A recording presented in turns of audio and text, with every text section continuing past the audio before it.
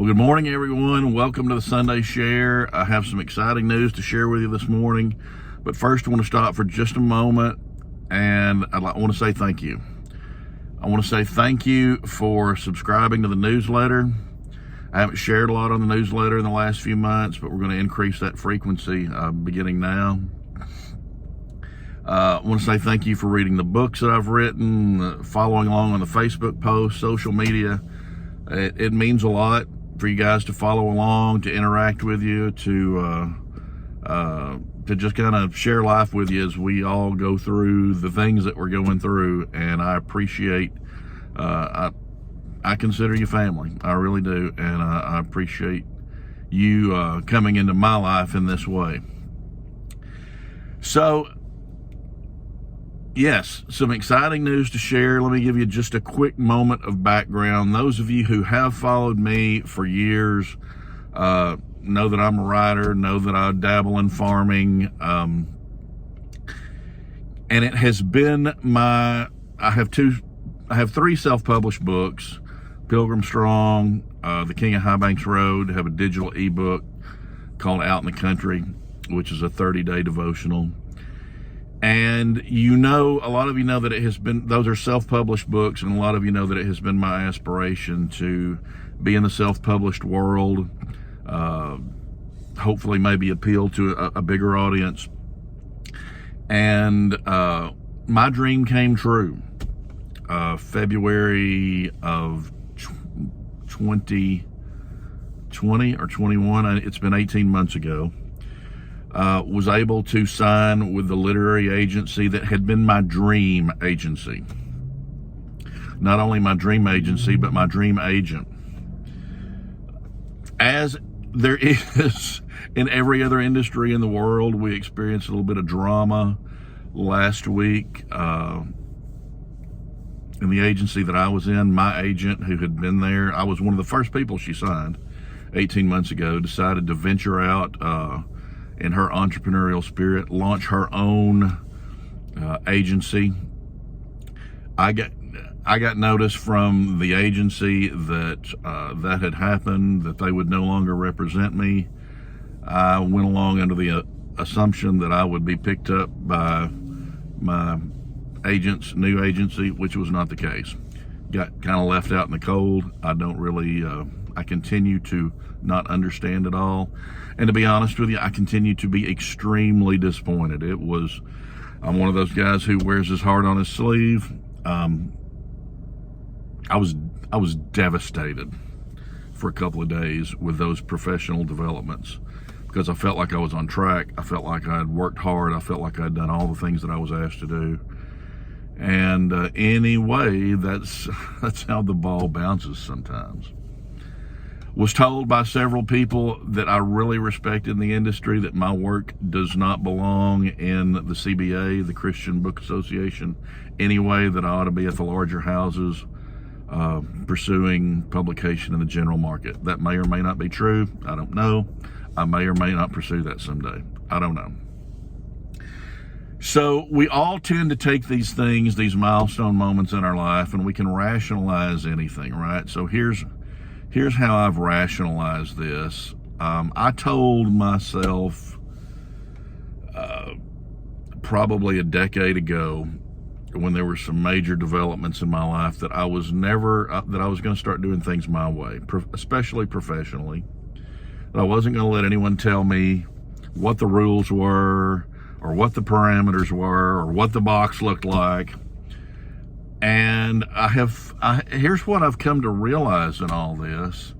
I have applied that in most every area of my life, except one of the areas that's most important to me, which is my writing. And for the last 18 months, for the last 5 years, 10 years, when I've been working to come up in the traditional publishing world, I've let everyone tell me what to do. I've let everyone tell me that this will work or this won't work, or Steve, that's why this project won't work. And I have let everyone put me in this box,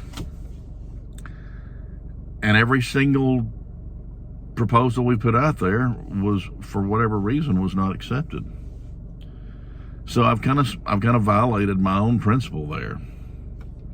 With these developments, I think I have opened my eyes.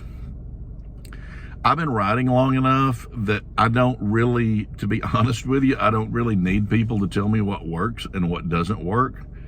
And it's one of the reasons that I'm on social media, is to experiment with stuff like that. I know what works, I know what resonates, and I know what my message is. I know what I have to say. So that's what I'm going to do. I'm going to apply that to my writing, which I should have been doing all along, probably. God works in mysterious ways. Maybe that was his purpose. Maybe that was his grand plan in those awful developments of last week. So here's the news. Here's what I've decided to do right out of the gate. Who knows what's down the line in the future? But for those of you who read The King of High Banks Road, and I hope you enjoyed it, I am now beginning work on the sequel to The King of High Banks Road. And I call it, the title is $1 Million Rain, from High Banks to Round Bottom and the road thus far. Y'all, I'm so excited about this because it feels so natural and it feels so right. I did not know when I wrote The King of High Banks Road, didn't know that there would be a sequel, but it feels right. It seems right. Just a little bit about it, because a lot of it's still in my head, although we're actually already working on the cover and some visual things that we'll share with you soon. The $1 Million Rain. For those of us who are in the agriculture community, some years we'll experience long periods of no rain, drought. The crops suffer because of it. Things just aren't as good as they could be, and we're just praying for a rain. We just want God to send us rain, right? And every once in a while, after several weeks, after the conditions get so difficult, a rain will come. An inch rain, a 2-inch rain, and just shower the earth. And we call it, it's always been, in my culture, it's always been called $1 million rain. Here's the reason I love it. Not because it means $1 million for me, or this farmer, or that family. It's community oriented. It's collective. It's $1 million. It's a value to the collective group, to the community. And it is based, the $1 Million Rain is based in faith, and it's based in hope. We pray for it to come. We need it to come. You know what? Sometimes it doesn't come. Sometimes it does. And it is the answer to our prayers. And as we had at Tranquility Base, we had $1 million rain just a few days ago. And guys, this is not something that happens all the time. I mean, I'm talking about something that happens every, maybe once a year, every several years. But at Tranquility Base, we had gone without rain for 8 weeks, and it was desperate. It was desperate. We got 2.5 inches one night after that 8-week drought, and it was $1 million rain. Obviously, that's kind of what maybe spurred some of these thoughts.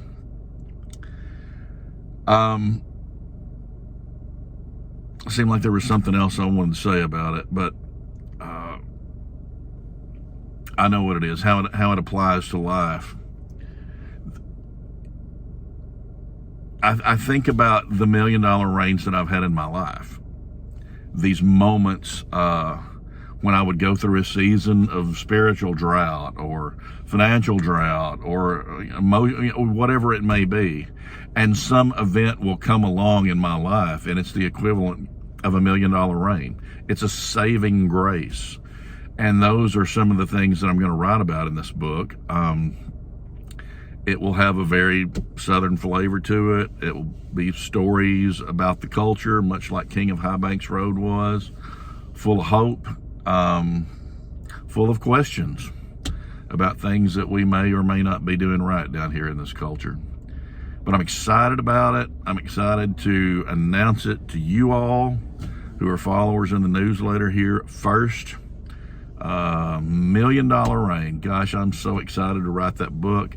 I'm excited to see how this cover evolves, what it looks like, and to give birth to this whole thing. Thanks again. Thanks for coming along. It means so much. I'll talk to you guys again soon. God bless. See you next time. Bye-bye.